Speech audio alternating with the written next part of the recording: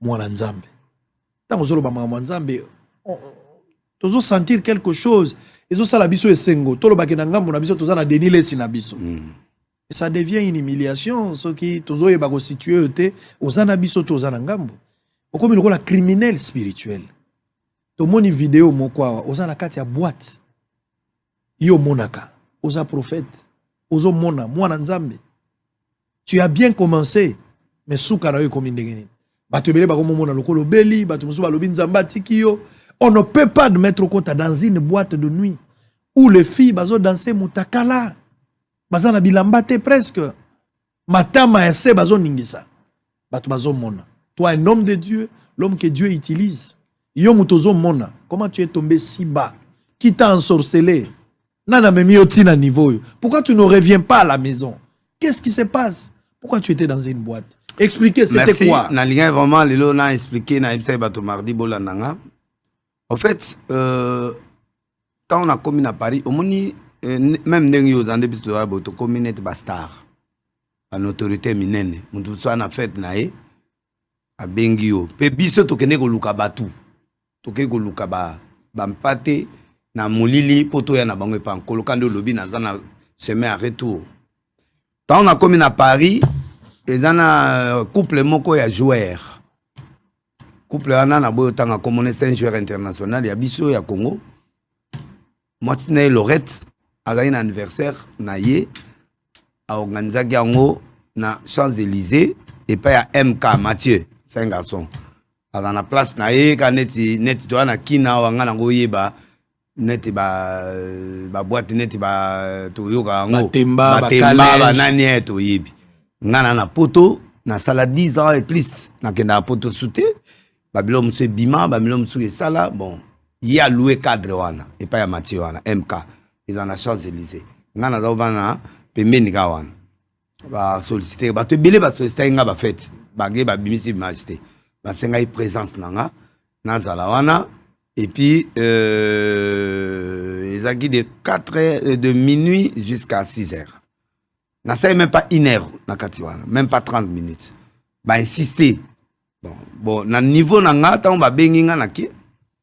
Ta na komi na zimutuka ba tupe bazo kumanga na komiti na place yango. Ta na komi ba maman de Loretta ya minga. Tanga ya minga to zaipe na Gladys, je crois Mbala. Aza femme moko ateka na Château Rouge azaipe wana. Bango to ba benga nga ba ah na za rassurer ke ba o ba ser na batu baza bien. Na kotite. Ta na koti na mona et moi cité et loko monté na komi to vandi fête continuer na sali ou na ko sala na vandi après quelques minutes ngana kanisa ke eta mtu na vandi nga kande to ira kada fête nandi na ebi mwanze mwa mama tina na mwana ndenga black nde mona na banda oyemba na oloba mangamnanga mais na moni na zeli bango ba sai ba programme na bango bof na yebaki programme na bango te. J'ai été surpris. Na longwa ki na ndako na ngate ke na ke ko vanda na kota na boîte na mela même na kinawa na kenda kati na pese exemple samedi on na koma yuan awa mokonzi mo azaki quelque part benga biyaka pona kuma ta place ozawa pona na kati ya l'éclair ah papa bituma na udo zwa abimili bando pesa mutu mombote tuna bango na kota ka boîte te na kenda ka boîte mo na kinete mutu monte na kin awa akoki koloba ke dele sa na kati ya boîte na lunganda kuna ngate ke na ke boîte te jamais take ko melana mona basi to bani non ba loi qui ba danseuse professionnelle pour ba abinisa pour ba bina pona mwasi nae nde bazwaka ba brésilienne ba camerounaise ba nani na monika surprise ba tout bon ba koti ba to ba landi vidéo ba biloko yote pardon awate. Ça dit que j'étais surpris comme tout le monde aussi pas surpris.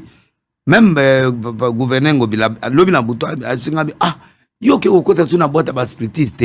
Mbote quand même a expliqué un peu ma bé pour Mbote accentuer quand même de on a Mbote là mutuna mais accentuer de laisser dans une boîte à spiritiste. Non, na kota une boîte à spiritiste. Je suis parti dans une fête de Lorette, c'est une fille connue na Paris, Lorette a bengainga na mbal na ye babina assisté na fête. Quand on a commis la fête, bah, il faut surprendre. Est-ce que tu as été piégé? Oui, en d'autres termes, oui. J'ai été piégé parce que on a kenda qui n'a fait.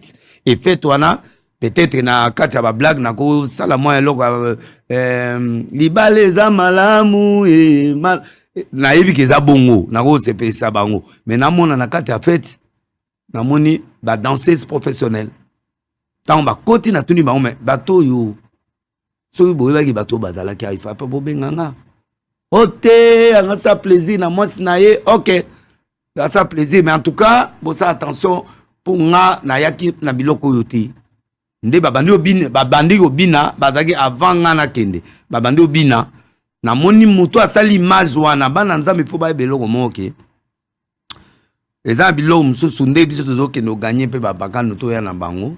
Il y a aussi le diable qui ne voudra pas, qui doit aussi nous faire du mal, qui doit nous piéger, qui doit nous faire du mal. Naza désolé, pardon na batunyon so ba tout ça mi libako. Naza désolé parce que j'étais piégé.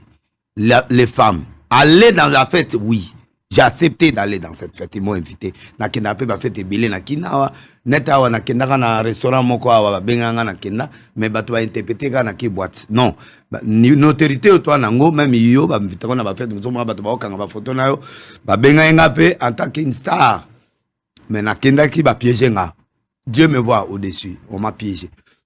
Tant on a comme mon na danse wana bon ba tia ngwe pa moi si na ba binelié ki na ya moi si baba ya koto o avanda peme nanga aza semeki ça dit ye mutayaki ko accompagner belle-sœur na ye na moi si ne pe aza leki ya Lorette wana o ba kendo binele wana o avanda peme nanga voilà donc bref ezali ba striptease ezali ba danseuse professionnelle ba binarana ba sous-vêtements ba binarana ba nan na bango mais moi j'étais surpris à l'intérieur de voir. Donc, c'est très choquant. Non, mais je crois que Nzele Amoulaï, moi je suis quelqu'un qui dit toujours la vérité.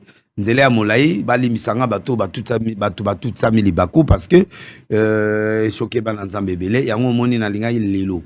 Na mettre au point et l'okwana pour permettre. Donc ce n'était pas intentionnel. Non, c'est pas intentionnel. Quitté la maison. Je déplore à toutes les femmes et les journalistes qui insultent Mama Tina. Mama Tina n'est pour rien. Moi, je suis un prophète, je suis un grand monsieur. Mama Tina ne peut pas me conduire. Mama Tina a koki ko yé ba mouvement na nga nyosote. Mais na un format qui est étudié na aucun effet tabikeba. Tu vois? Et puis, a eu raison, parce que c'est une femme merveilleuse, c'est une femme qui me conseille, n'a commis les lots grâce à naïe. Moi, pas on a sali les lots grâce à Mama Tina. Elle n'est pour rien. Toutes choses, il y aura des si moi, si naïe, yo, Mama Tina, à Okotali fait le non, un peu d'égard, un peu de respect pour Mama Tina, c'est une brave femme. Je crois que Ande Kona Oyebi c'est une femme respectueuse. Lobi au monagi a défendre la conférence moko azali quand même un intellectuel à quoi qu'on dit matin ngana no sa bêtise. Et puis moi aussi à mon rang, je ne peux pas le faire de bêtises. Donc c'était sans intention. Na kota ka boîte moko awate na ye na koti boîte ti tongo bato yo ba kota ba boîte na kin ba yebsanga so ba mona ngana kena kota ba boîte na bina non. Je reste prophète. Ata ils ont un cadre d'évangélisation dans le théâ, mais ils ont que ngana longo na kekobina non. En tant que leader, en tant que prophète, bato ebele ba moné lokwana par imprudence na ngai na eba été ki biloko na ezali liboso. Et puis ba pesa nga menu a fait été. Tant on a commis na été surpris. Na sengi pardon, na bantegonyo so bazoa libazu libako. Voix ne pêche plus. Il faut pas donc boli misanga droit de lait ne pêche plus mon frère. Monaki bon nzamba limisa. Droit de lait. Ça dit, on a vendu. Les droits de lait. T'es nabi.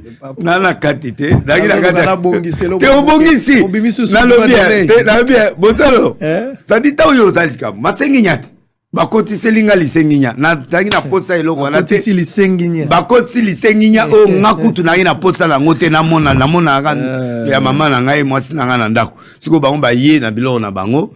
Ezaleti o prière ba catholique basala ka sakola ya mawa mokonzi nzambe na sengi mawa nzambi soki na bosana o mais na suka balobe masengi nya na vandi ba yo kote loko moko boye na ki pre na ngote nzamba alimbisa pe bato samili bako avec beaucoup de sérieux j'ai dit ça de beaux zango à la légèreté en tout cas